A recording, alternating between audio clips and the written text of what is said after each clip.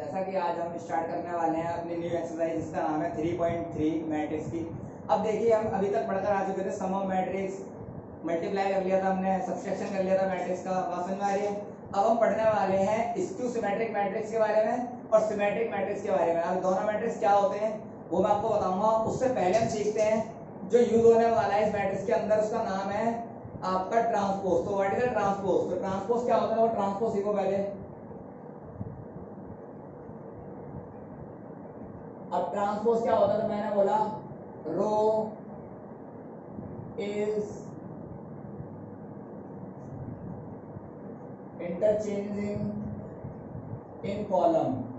अगर row column में interchange कर जाए तो क्या होगा? ट्रांसपोज। जैसे फॉर एग्जांपल मैंने बोला रो को इंटरचेंज कर दिया मैंने कॉलम में। नॉर्मली अगर रो इंटरचेंज हो रही है कॉलम में तो कॉलम में किसमें इंटरचेंज हो जाएगा? रो में। तो कोई दिक्कत नहीं, यहाँ पर आप एक और लिख दो इसका वाइस वर्सा। बात समझ में आ गई? यानी क्लियर हो गई बात? इसका मतलब क्या है कि रो चेंज हो रही है कॉलम में तो कॉलम किसमें चेंज हो जाएगा? कॉलम भी रो में चेंज हो जाएगा। यहाँ तो कोई दिक्कत है? अब आपका मैंने बोला एग्जांपल लेके समझते हैं। तो एग्जांपल लिखा मैंने, एग्जांपल है आपका a बराबर में 1 2 3 4, ये आपका a है। अगर मैंने बोला इसका a ट्रांसपोज करो तो कितना आएगा दोस्त? रो को चेंज कर दो कॉलम में तो क्या आएगा? 1 2 3 4। ये आपका आंसर बन गया। क्या बन गया? जो रो थी वो कॉलम बन गई। बात समझ में आ रही है? क्लियर? रो क्या बन गई? कॉलम बन गई। तो ये आपका आ गया a ट्रांसपोज। यहाँ तो कोई डाउट नहीं है।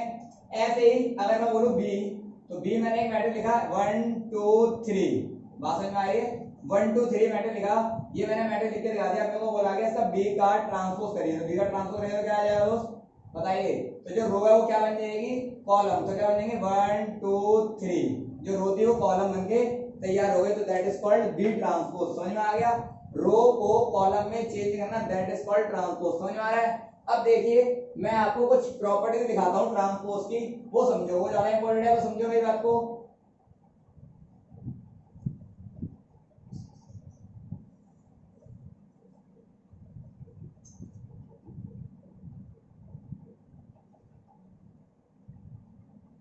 Properties of transpose. ट्रांसपोज की क्या क्या प्रॉपर्टीज है तो सबसे पहले समझो। पहली प्रॉपर्टी है कि अगर हम ए का ट्रांसपोज का अगेन ट्रांसपोज करते हैं तो क्या बन जाता है रिजल्ट? ए। मैंने बोला अगर हम ट्रांसपोज का अगेन ट्रांसपोज करते हैं तो मैं क्या रिजल्ट मिलेगा? ए। मैं करके दिखाऊंगा भी सारी प्रॉपर्टी प्रूफ। सेकंड प्रॉपर्टी है अगर आप a प्लस बी के होल का ट्रांसपोज करते हो तो आपका आएगा a transpose plus b transpose. Clear? अगली है आपका थर्ड, सेम इसी की उल्टी है a माइनस b का ट्रांसपोज तो क्या हो जाएगा? a transpose minus b transpose. चौथी प्रॉपर्टी है अगर आप a b का ट्रांसपोज करते हो तो आपका आएगा पहले b का ट्रांसपोज और देन a का ट्रांसपोज। फिर पांचवी प्रॉपर्टी है, चलो ये मैं बाद में कराऊंगा जब इसके ऊपर क्वेश्चन कराएंगे, कोई दिक्कत नहीं है। तो ये चार प्रॉपर्टी बेसिकली वेरी इंपॉर्टेंट है जो आपके क्वेश्चन को करने के लिए सॉल्व करेंगे, कोई दिक्कत नहीं है, काफी हेल्प होगी इनसे। जो आप कैसे करेंगे प्रॉपर्टी को प्रूव। तो सबसे पहले एक मैंने एक क्वेश्चन माना और मैं सारी प्रॉपर्टी वन बाय वन करके प्रूव कराऊंगा। तो पहली प्रॉपर्टी हमारी क्या थी? a transpose a equal a आएगा। तो मैंने बोला a मैंने लेट कर लिया, a आपका क्या है? 1 2 3 4, ये मैंने a ले लिया। अब a का मुझे क्या करना है? अब a का मुझे करना है ट्रांसपोज। तो आइए मैंने बोला a का ट्रांसपोज। ट्रांसपोज को या तो हम इससे दिखाएंगे डैश से या फिर आप a t से भी दिखा सकते हो। तो a t का मतलब भी ट्रांसपोज ही है, लेकिन आपके एनसीईआरटी में ये वाला फॉलो होता है तो मैं इस वाले तरीके से कराऊंगा, कोई दिक्कत नहीं है। अब देखिए a ट्रांसपोज क्या हो जाएगा? तो रो को चेंज कर दो कॉलम में तो क्या आ जाएगा? 1 2 3 4। जो रो थी वो कॉलम बन गई, जो रो थी वो कॉलम बन गई। यहाँ तो कोई दिक्कत नहीं है। क्लियर? अब देखिए इसने मुझे बोला क्या अकॉर्डिंग टू क्वेश्चन एलएचएस ने कि ट्रांसपोज का भी आप अगेन कर दो। अगेन ट्रांसपोज करोगे तो क्या आ जाएगा? फिर दोबारा से रो किसमें बदल जाएंगे? कॉलम में। तो 1 3 2 4। गौर से देखिए क्या यही ए था? क्या यही ए था? बात समझ में आ रही है? इसका मतलब क्या हो गया कि अगर आप ए ट्रांसपोज का अगेन ट्रांसपोज करते हो तो आपको रिजल्ट क्या मिलेगा? ए। तो दैट इज कॉल्ड पहली प्रॉपर्टी क्या हो गई आपकी? प्रूव्ड हो गई। ये वाली बात समझ में आ गई? क्लियर है? अगली प्रॉपर्टी है आपकी a प्लस बी। तो a तो मैंने नहीं रखा है, मैंने b मैट्रिक्स मान लिया। b मैट्रिक्स क्या है? b है अपना 1 1 2 3, मैंने ये वाला मैट्रिक्स मान लिया बी। अब मुझे बोला गया कि ये वाला क्वेश्चन प्रूव करना है, यानी ए प्लस बी का ट्रांसपोज इक्वल आएगा A transpose plus B transpose. तो मैंने बोला पहले आप एलएचएस को करेंगे, तो मैंने बोला ए प्लस बी को आप पहले ऐड करो, तो कितना आएगा 1 और 1 कितना हो जाएगा 2, 2 और 1 3, ए 1 1 में 1 1 प्लस ए 2 2 में ए 2 2 प्लस। मैं आपको प्रीवियस वीडियो में सिखा चुका हूं सारा ऐडिंग करना।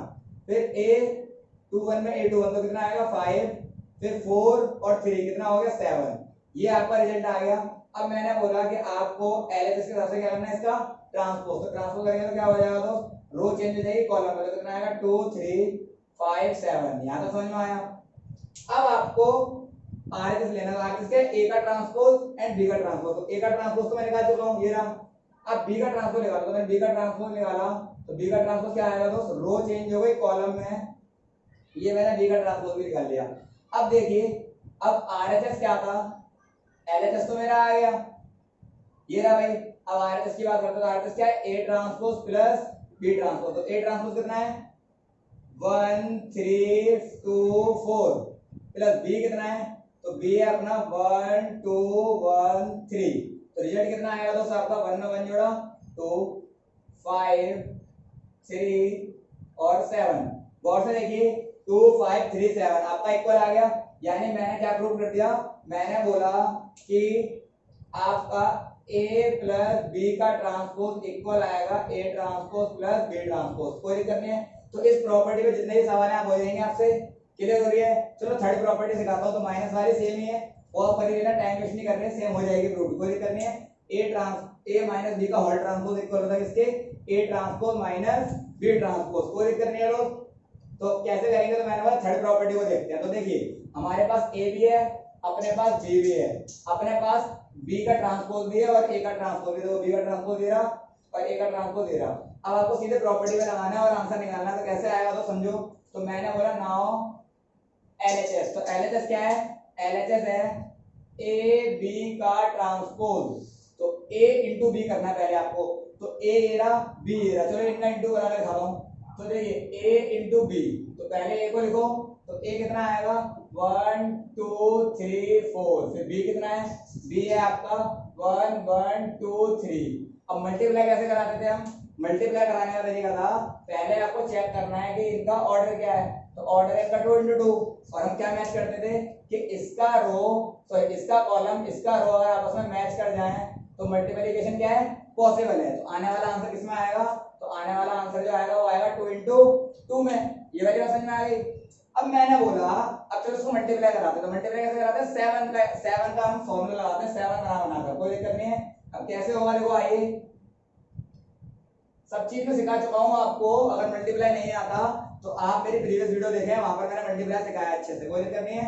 इधर आइए, 1 को 1 से कराया तो 1, 2 को इससे कराया 2 2 द 4, 1 को 1 से कराया 1, 2 को 3 से कराया तो 2 3 6, 3 को 1 से कराया 3, 4 को 2 से कराया तो आएगा 8, 3 को 1 से कराया तो आएगा 3, 4 को 3 से कराया तो आएगा 12। तो अल्टीमेट आपका आंसर कितना आ गया 5 7 11 15। ये आपका आंसर आके तैयार हो गया a into B.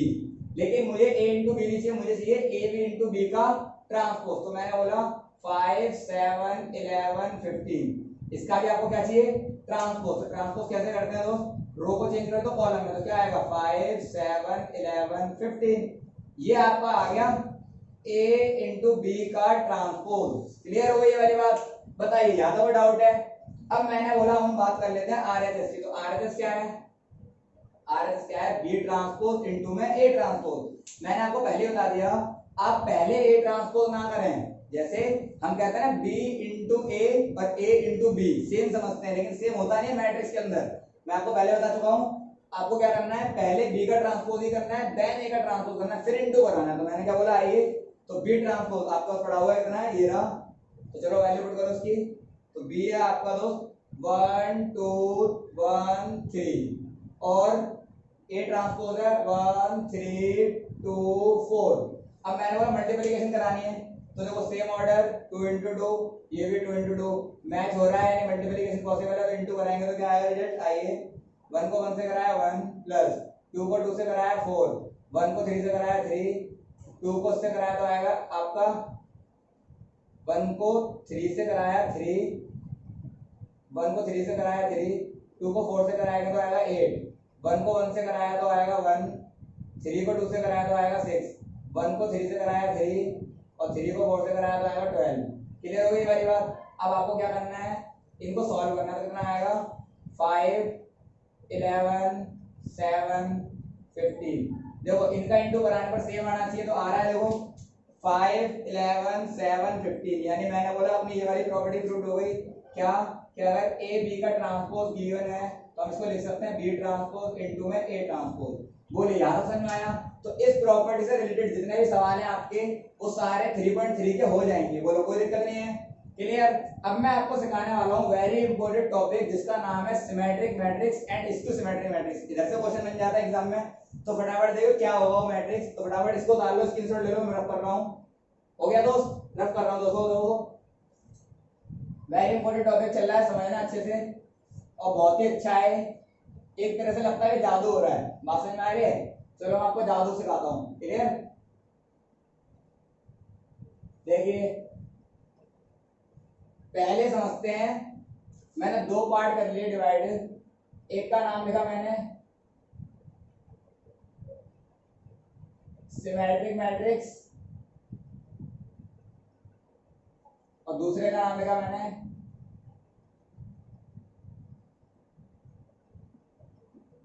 Skew सिमेट्रिक्स matrix. बात समझ में आ गई।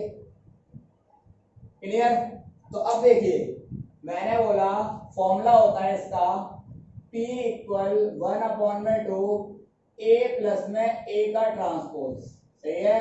क्या बोला मैंने 1/2 A प्लस का A ट्रांसपोज। तो अभी ट्रांसपोज सिखा दिया मैंने आपको। चलो यहाँ पर आइए, हम इसको बोलते हैं क्यू, इस क्यू को। तो 1/2 A माइनस A का ट्रांसपोज। ये हो गया अपना स्क्यू सिमेट्रिक मैट्रिक्स। कोई दिक्कत नहीं, दोनों के फॉर्मूले हुए।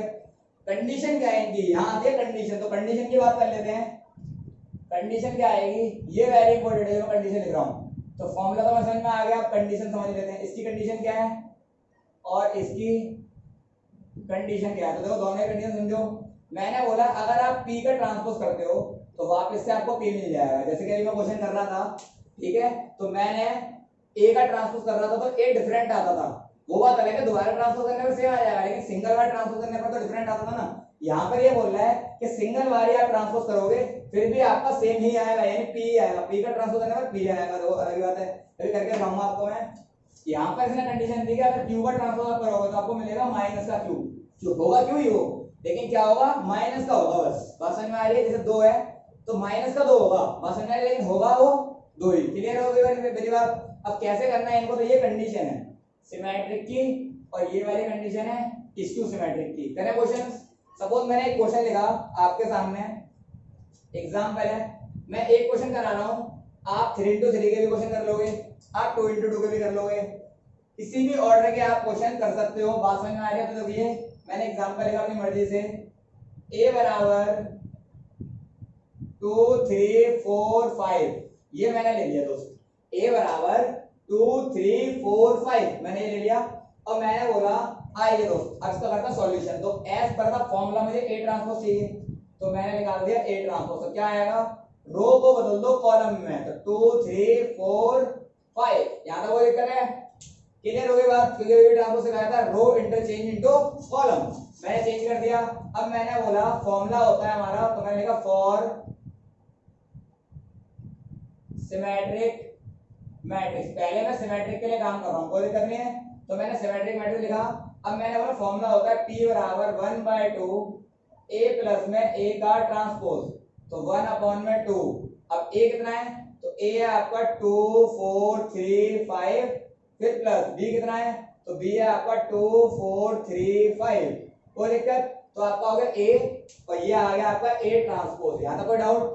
अब मैंने बोला आप इसको क्या करो, ऐड कर लो। तो ऐड करना आता है, A11 में A11 प्लस हो जाएगा। क्या A11 में इस वाले में ये वाला प्लस हो जाएगा। क्लियर। और इस वाले में ये वाला प्लस हो जाएगा, क्योंकि A11 में प्लस होता है, A12 में। Clear. Same number of order के मैट्रिक्स प्लस होते हैं। तो आइए देखो 2 और 2 कितना हो गया 4, 3 और 4 7, 4 और 3 7, और 5 और 5 10। बोलो यहाँ तो कोई दिक्कत है?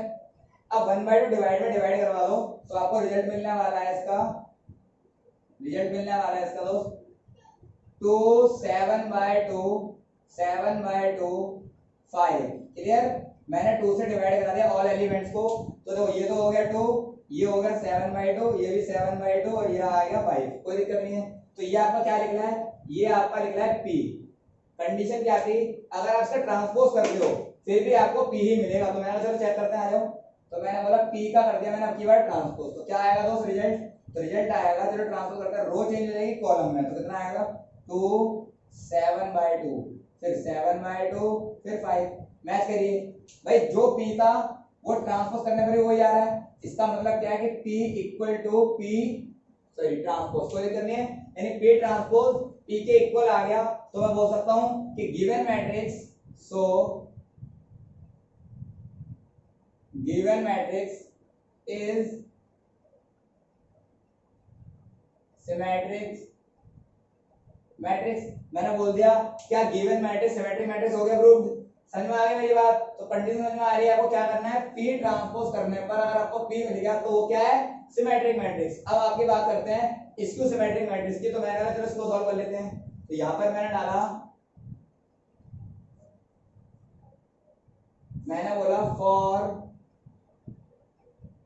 Skew सिमेट्रिक्स matrix. तो क्या है इसका, देखिए तो फॉर्मूला है q इक्वल 1/2 आइए, तो a माइनस a का ट्रांसपोज, तो 1/2 क्लियर, ब्रैकेट a कितना है, तो a आपका 2 3 4 5, फिर माइनस a का ट्रांसपोज कितना है, तो 2 4 3 माइनस प्लस 5, कोई दिक्कत नहीं है, और ब्रैकेट क्लोज। अब यहाँ आएगा 1/2 आइए भाई, माइनस कैसे करते थे, मैंने बोला आप प्लस लगाओ, पूरे माइनस को हाफ से इंटू करो, तो मैं लिख सकता हूँ 2 3 4 5, यहाँ लगाया प्लस, माइनस से अंदर इंटू, सारे एलिमेंट के निशान क्या हो गए, चेंज हो गए, बोले जो सारे प्लस के सारे क्या हो गए माइनस के। अब माइनस करो, क्योंकि मैट्रिक्स को हम सब्सट्रैक्ट नहीं करते, लेकिन करते किस तरीके से मैंने समझा दिया आपको। अब देखिए तो आपका रिजल्ट आ जाएगा 1/2, वही सेम काम, 2 में 2 माइनस तो कितना आएगा 0, 3 में 4 माइनस तो -1, 4 में 3 माइनस तो +1, 5 में 5 माइनस तो 0। यहाँ तो कोई डाउट? अब मैंने बोला आपको क्या कर देना है, 2 से डिवाइड, तो 0 को 2 से डिवाइड करेंगे 0, माइनस का 1/2, यहाँ आएगा 1/2, यहाँ आएगा तो सबका 0। अब ये तो निकल गया अपना क्या, q। अब मैंने बोला अगर मैं q का ट्रांसपोज कर दूं, अगर मैं q का ट्रांसपोज कर दूं तो देखिए आओ, तो रो को चेंज कर दो, कॉलम में तो क्या आएगा 0, माइनस का 1/2, 1/2 0। मैंने बोला पूरा का पूरा सेम है, अगर मैं माइनस कॉमन ले लूं, तो मैंने कहा माइनस कॉमन ले लिया, मैंने माइनस कॉमन लिया, तो देखो 0 के आगे माइनस ना प्लस होता, बात समझ में आ रही है, तो यहाँ से तो कुछ भी कॉमन आ जाएगा, तो 0 ही रहेगा, यहाँ पर आ जाएगा माइनस का 1/2, यहाँ आएगा 1/2, यहाँ आएगा 0। अब देखिए q transpose equal to minus का q आ गया। मैंने बोला मैंने q का ट्रांसपोज किया और पूरा का पूरा, अब देखिए यही वाली वैल्यू आ गई पूरी पूरी, तो मैं बोल सकता हूँ माइनस मैंने कॉमन ले लिया और ये पूरा क्या है, ये तो पूरा q ही है। तो क्या आ गई प्रॉपर्टी कि अगर q का ट्रांसपोज करोगे आप तो आपको क्या मिलेगा, माइनस का q, और ये किसकी कंडीशन है, तो मैंने बोला सो given matrix is skew symmetric matrix. बात समझ में आ गई? तो given matrix skew symmetric matrix होगा एंड सिमेट्रिक मैट्रिक्स होगा। बोलो यहाँ तक समझ में आ गया? तो फटाफट इस पूरे को उतार लो, एक बार स्क्रीनशॉट ले लो, क्लियर। और अगली क्लास के अंदर हम सीखेंगे एलिमेंट्री ट्रांसफॉर्मेशन यानी 3.4 एक्सरसाइज, क्लियर है। और उस एक्सरसाइज को अच्छे से खत्म करेंगे, बहुत ही अच्छी एक्सरसाइज है, पेपर के अंदर सवाल बनता है उसके अंदर से, क्लियर। अच्छी बात एक बार बता देता हूं मैं, इस बार वो 2020 के अंदर वो एक्सरसाइज काट भी दी गई है सीबीएसई द्वारा, क्लियर। तो इस बार पेपरों में नहीं आएगा, लेकिन ऐसा नहीं है कि अगली बार वो ऐड नहीं हो सकती, तो अगली बार भी वो आपके एग्जाम में ऐड हो सकती है। तो हम सीखेंगे इसीलिए कि कैसे करते हैं एलिमेंट्री ट्रांसफॉर्मेशन, इसका दूसरा नाम ये जिसको बोलते हैं रो ऑपरेशन। कोई दिक्कत नहीं है। तो थैंक यू गाइस, मिलते हैं आपसे अगली क्लास के अंदर। Okay, bye bye.